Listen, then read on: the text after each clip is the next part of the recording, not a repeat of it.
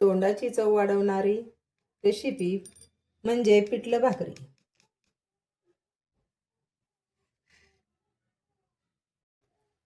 त्यासाठी कांदा, मिरची, लसूण, कोथिंबीर, कढीपत्ता आणि थोडंसं ओवा,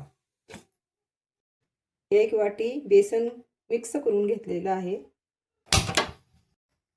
कढई ठेवून घेते। कढईत 2 चमचे तेल टाकून घेते।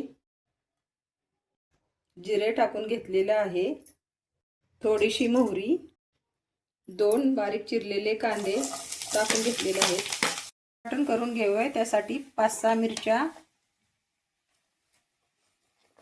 कोथिंबीर आणि लसूण,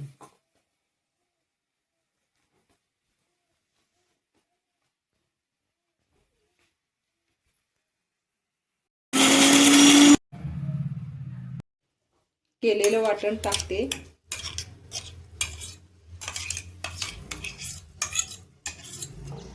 थोडीशी हळद, चवीनुसार मीठ, मिक्स केलेलं बेसन टाकून घेते।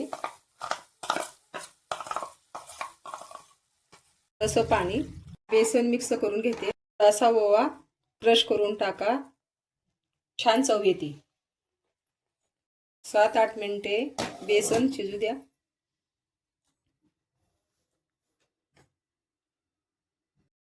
बेसन शिजले की कोथिंबीर टाकून द्या।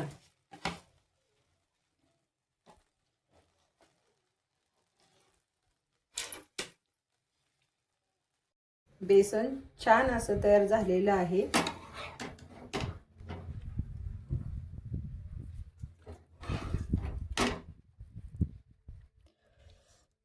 कांदा, भाकरी, पिठलं, झणझणीत लसणाचा ठेचा, अजून काय पाहिजे।